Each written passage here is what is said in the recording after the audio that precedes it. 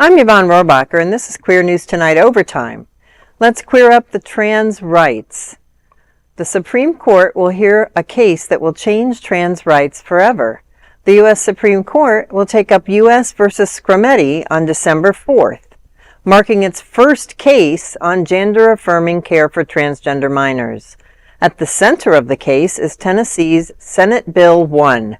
This bill was signed into law by Republican Governor Bill Lee in March 2023 and bans puberty blockers, hormone therapies, and surgeries for minors seeking gender transitions. 3 families of transgender children and Dr. Susan Lacy of Memphis, represented by Lambda Legal, the ACLU, and other advocates, are challenging the law. They argue it violates equal protection and due process under the Constitution and the Affordable Care Act's anti-discrimination provisions. Samantha Williams, one of the plaintiffs, described the law as devastating.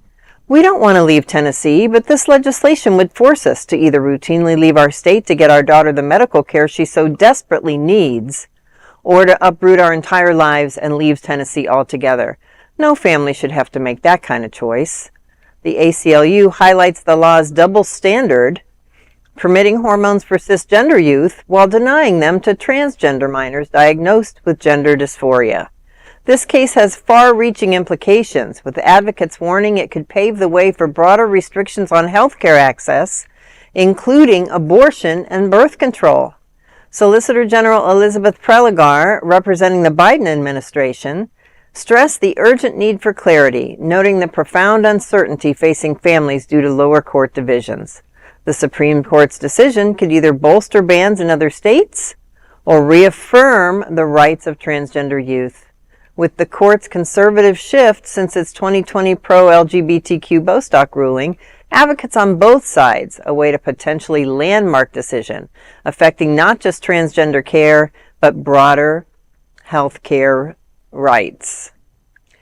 And you know, there have been 20 in the last 3 years similar laws introduced in other states, and most of them have already been vetoed by their governor, partially for the same reasons that you would see this particular law as not being reasonable, such as every medical association or governing body in the country disagrees with them.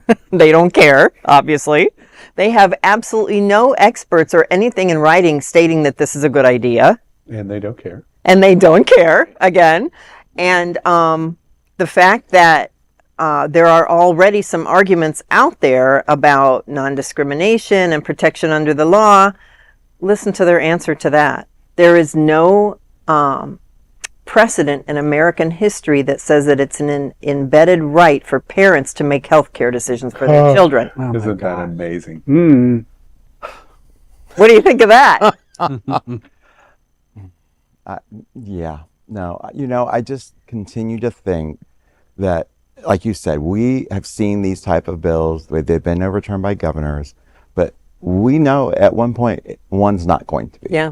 It's imperative that it's going to happen. And what that does says a lot. And I just keep thinking about, you know, the diagnosis that they give and give the youth when they're calling, you know, the dysmorphia. And I'm like, who created that term? To use that now as a diagnosis term that you cannot get care. Because that's the way I'm seeing that. So you classify them as one way, and then you can deny their care. And I struggle with that.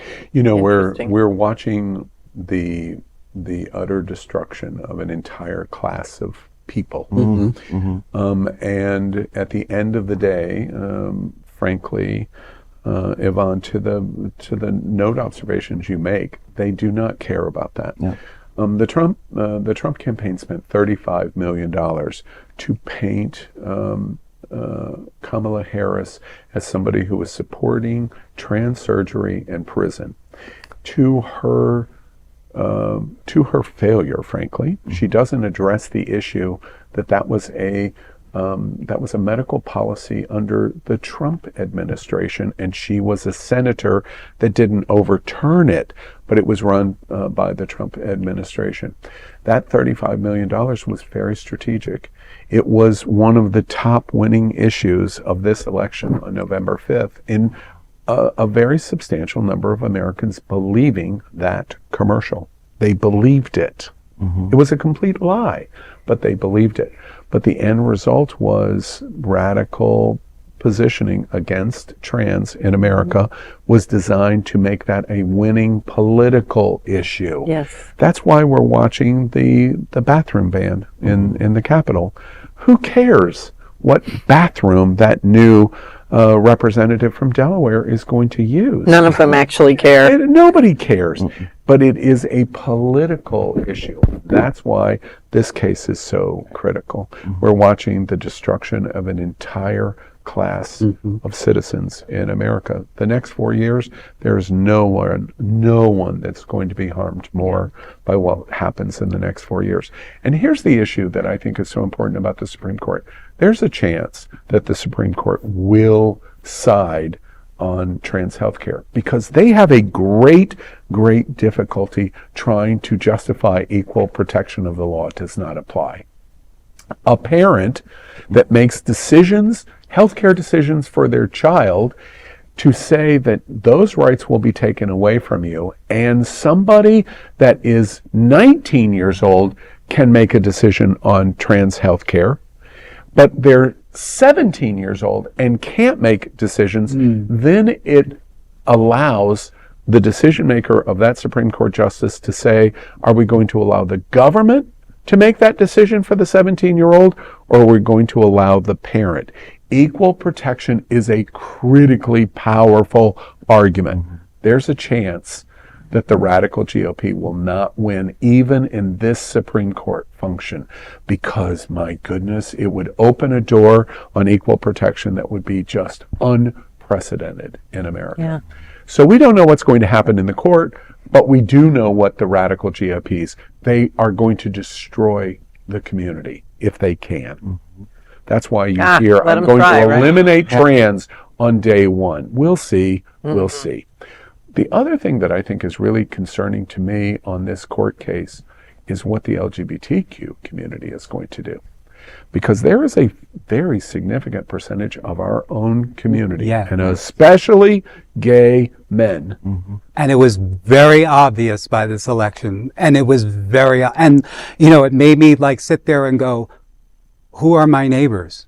Do I know my neighbors well enough? Exactly. I think a lot of those people misunderstand. We didn't start that fight as part of this campaign. He did. But to the point that you go, but they don't care. I think there's a lot of us in our community that are going quietly still, but still percolating higher and higher. We don't care.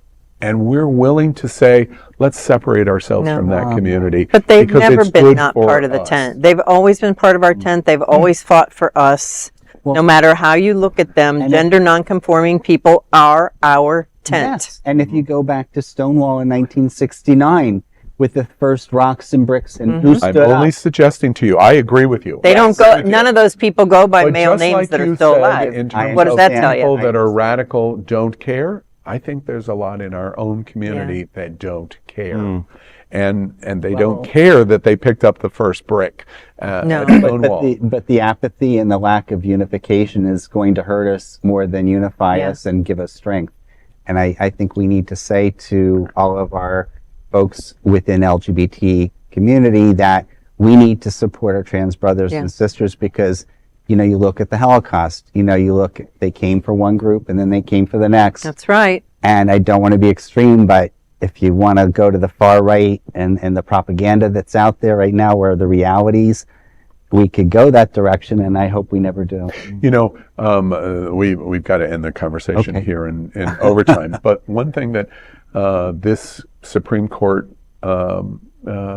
hearing and the decision won't come out. Watch, it won't come out until June of next year, perhaps on June 28th. That's when we're going to hear the conclusion. But I go back to that scene in Gone with the Wind, when the Sherman troops are circling Atlanta and they, in this very scary narrative voice, say, well, everybody is breathlessly waiting on the outcome. That's what this reminds me of. This case is so significant for a gigantic percentage of members of our community, and I'm fearful about If we lose, where it's we're going to be a going. very slippery slope, and not just for us. Yeah. And in the meantime, I know we have to move, and this has been Queer News Tonight Overtime. There's no other LGBTQ nonprofit media platform like this one in the world. Support our LGBTQ stories by subscribing